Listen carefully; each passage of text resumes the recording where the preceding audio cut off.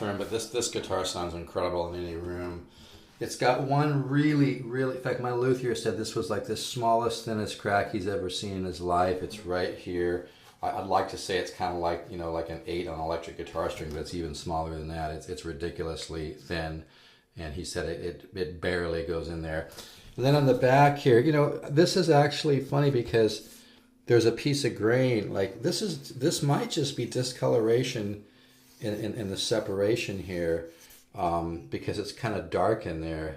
It could be he said it might be a crack, and it might be kind of more like discoloration with slight crack, because some of the grain is right next to this dark line there, and it's right on the seam. So that could just be a little bit of slight separation of the seam. Most old guitars have something, but like the more I look at this, because like I said, this line here is right next to another line which is grain, so you kind of tricks your mind, and you think it's actually wider than it is, but it's actually a line, and the other line next to it is a grain line. So there's two lines, but one of them is just the grain, so it kind of tends to enhance that dark black thing. But this is, you know, so you can call this a little bit of a separation with dirt in it, or maybe a slight crack. It's no big deal. My luthier said he wouldn't do shit to this guitar because it's been like this for years. But this is a really nice guitar. I mean, I guarantee anybody who buys this guitar will actually be blown away by the sound of this. It is that good.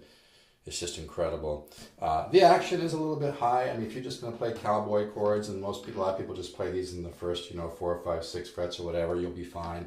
If you want to lower the action a little bit, because it is a little bit high, you don't need to spend $250, $350 on a neck reset unless you want to. You can just have somebody take the bottom of the saddle down, and then the very front of the bridge, you just sand that down a little bit. And I've had this conversation with some of the best luthiers in the world, like John Carruthers, and he agrees that, you don't always have to do neck resets. And a lot of great luthiers that don't need the money will agree that, if the guitar sounds great, why put it through that stress of steaming the hell out of it in the neck joint and resetting that? You can just do it other ways. It's really very simple. You just sand the bottom of the saddle, and then you very gently take a little wood off the front here. This is an unbelievable guitar. Most dealers would sell this for $2,500. I've really got this priced at a nice price, and if you've never owned a small-bodied vintage 60s Martin like this, it's a real eye-opener, because the tone is just incredible. And it travels out and gets more analog tube-like in the sound. These are unbelievable guitars. I'll probably do another video in a little bit here, but it's early in the morning, so I just... And I've got tins on here, and it sounds this good.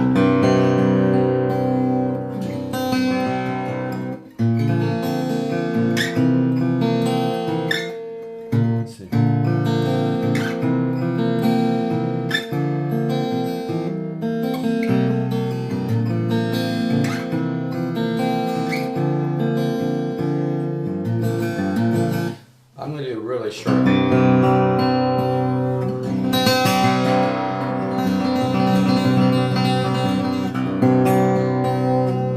These strings are stretching out. This is in a tuning, by the way, D, A, D, G, C, D. I just love this tune. But no big performance here, just want you to hear it. Yeah, I have this priced where, I had a luthier quote me around $100 to sand the bottom of the saddle and take a little off the front of the bridge. Some luthiers, it scares them to do that because they do it too fast and too rough, and then you can mess up. All you have to do is have a gentle touch on there. You can do it yourself. Just very gently sand the front of that bridge. But if you're not going to be playing a ton up and down the neck, you may not have to do anything. But the action does get a little bit high here at fifths, when you get to the 5th, 6th, 7th fret.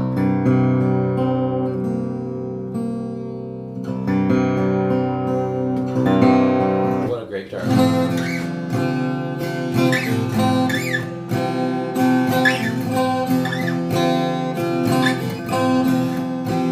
But anyway, like I said,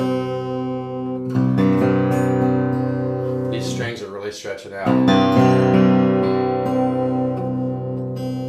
But you can hear it. It's an incredible instrument.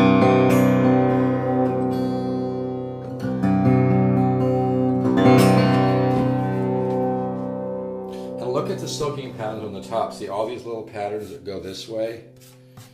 You can see all those little, that's like the top on a very, very expensive guitar. There's just, you know, hundreds and hundreds and hundreds of these soaking patterns, and that's indicative of what's called a great species of wood. And this is just, you know, an incredible top, which is why this guitar is so orchestral. I mean, really, you play this guitar and you walk into a guitar store and play 100 guitars and you'll be like, well, where is the tone? It's got a little bit of bear claw right there, which is really cool.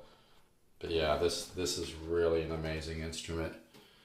You just, that's why people like Sting and Ian Anderson and Jethro Tull play these little Parlor guitars. They're just, and of course it's a slot head, 12 fret, which is just too cool. This is a really amazing guitar.